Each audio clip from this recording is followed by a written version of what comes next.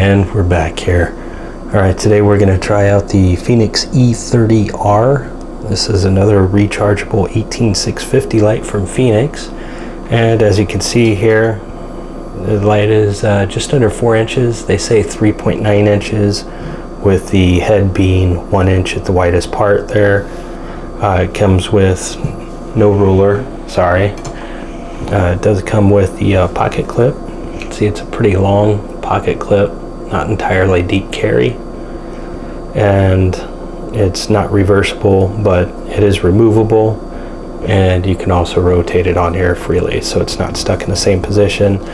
It also comes with the high capacity Fenix branded battery, 18650 lithium ion there, so it's nice. It's a bigger capacity, and typically, as like they typically do, it also comes with a spare O-ring and the little flat Fenix lanyard here. So it's not the longest reaching light, but for its size it does reach a pretty good ways there. To me, this seems like basically an updated version of the RC11. And like the RC11, this is a magnetic charging light, and the button goes right above the logo here. There's the warning hot part there. And operation, it's just basic. Hold it down, and there's no mode memory, so you're always coming on in that 30 lumen eco, and just tap, and it goes up and then back down. There's no hidden moonlight mode or anything. And I'm going to do a strobe real quick here. And for strobe, you just hold it down. Yep, and there's your alternating strobe frequency there, and then just tap it and it will go back.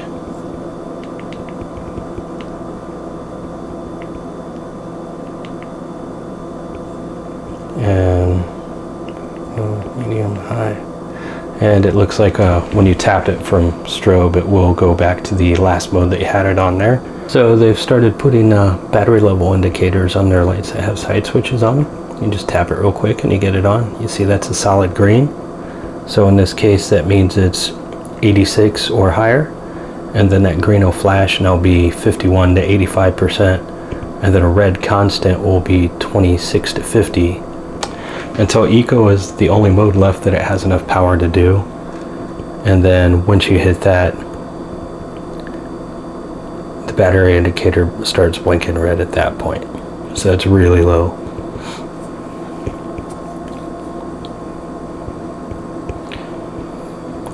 And once you get to that flashing red for your battery level indicator, it does say that the flashlight will not turn off automatically, and it will work until the battery level runs out. So hopefully you never find yourself in a dire situation like that. Okay, so right there, that means it's not charging. Obviously it's not charging. Now when you plug it in, that goes to kind of a yellow orange. I think it's like a red, and I think it's actually an amber light that comes on, but you can still see the red light. So it makes, if you look at it from one angle, it looks orange. If you look at it from a different angle, you can kind of see both lights at once.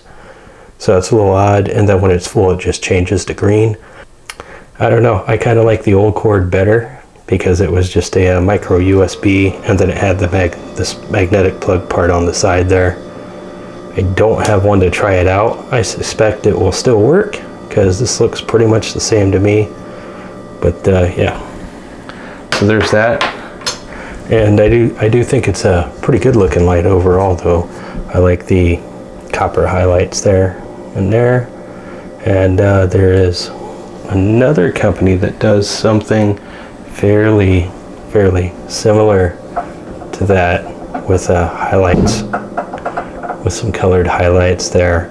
Yeah, and they also have magnetic charging, but theirs is magnetic tail too, to the S2R. Since I've got this out here, you can see this is very close in size to the S2R there. They're right there, neck and neck. Looks like the S2R might be just a hair. They're close enough that I would say they're pretty much the same length. The Fenix head is a little bit wider, but you do have more intensity, and it does reach out a bit further there. It's not quite perfect, but it does tail stand pretty well as long as nobody's messing with it. But because you're only actually on these little edges here.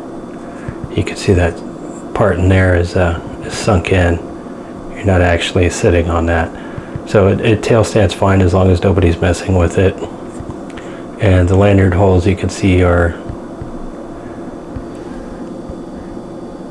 and you can see the lanyard hole is 2 split holes there on each side instead of just one giant hole. If you can thread it through there, I actually like this better because it lets it stay on the side instead of having to loop it around the edge here, and then it always goes around here and that, so it interferes with the tail stand. So that actually helps it out a little bit. The anti-roll is not that great without the pocket clip, but with the pocket clip you're not going to have any trouble there. And in the usage modes there's also a lockout. So you just hit it twice there, like that. I don't know if you saw that. It blinks like that. That lets you know it's locked out.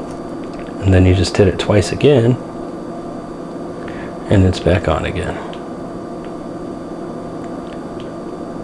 So now we're back to normal. Now we're locked out. And now we're back to normal there. So it's kind of nice. You have a lockout function on the switch, so you don't have to, you know, it's not a real fast acting light to begin with, but you don't have to unscrew the head or tail. On this one it would be the head in order to get it to lock out. That is a nice little addition there. And as far as handling and using it, it's at a good length. It's under 4 inches and the widest part is 1 inch.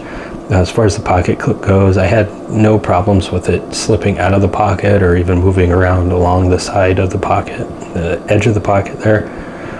I think it was the RC05 SE. I had a problem where the clip kept popping off. I think that's the right light.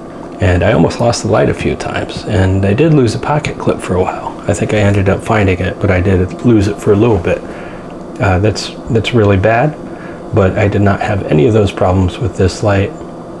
And one of the things I like as far as general usage goes, you know, I will take the pocket clips off a lot, so when you do that you don't have anything to help you find the button there. So it's pretty, you know, pretty easy to tell by feel that if you've got it. But once you feel one, because these are directly opposite, even if you're not sure which is which, you're confused for some reason, just squeeze both. And if you squeeze both, you're going to hit the switch with one finger or the other. So that so it's not perfect, but having one on exactly opposite there, that does speed it up a little bit if you're fumbling around with your light in the dark there. Okay, so per usual, I will go ahead and mute the sound once the water starts running there.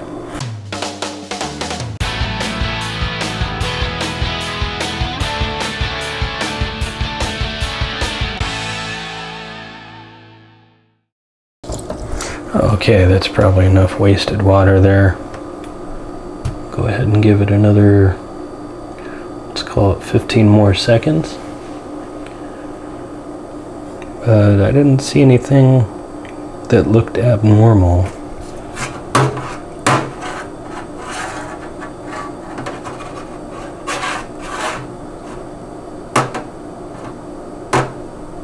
I feel just a just a tiny bit there. Okay, so we'll take it out and we'll dry it off, and then we will go ahead and do some drop test. Okay, so we just did our waterproof test, make sure all the modes work.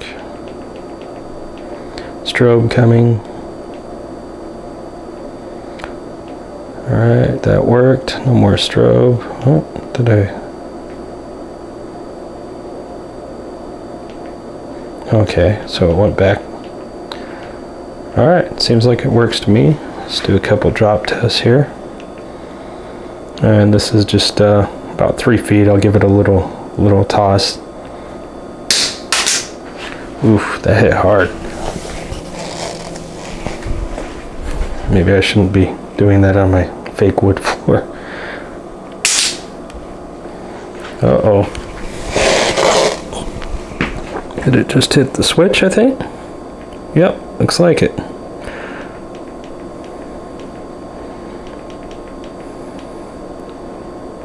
And strobe. Yeah. Okay, we'll do 2 more.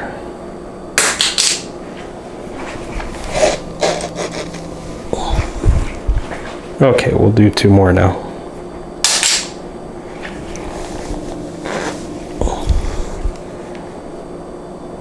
Uh-oh. I think we killed it. Nope, the head came loose a little bit. Maybe not. Yep, that's not bad. Yeah, it really doesn't like it. So it's surviving. The head just came loose again. So it's surviving, but the head did come a little bit loose. So that is worth noting. So we'll go ahead and try the modes again. Yeah, it looks like it's working. So the times that it went out, the head was just a little bit loose. You can see how the button is just a tiny bit off there. And it really wasn't even that loose. I did that by hand, but the pretty copper held up. Oh, there is a mar right there. It's from a hardwood floor, but it was slamming pretty hard onto that. And, well, I guess that's gonna come out of my resale value there. Ugh. But it does still work. So, for me personally, yeah, I'm holding it by hand, sorry. For me personally, I'm going to go ahead and stick with my S2R. And if I want something that with a hotspot, I'll go ahead and do my SC603. But if you are one of the people who wants a 18650 light, and this is 1600 lumens, that's very, very bright for such a small package. And you have the magnetic section charging there, so you don't have to carry a separate charger, just a charging cable there. And you just like simple scroll through your modes light. This might be a good choice for you there. Alright, and that concludes my review for the E30R from Fenix. And I'll go ahead and put some beam shots, and I've got some still photos also.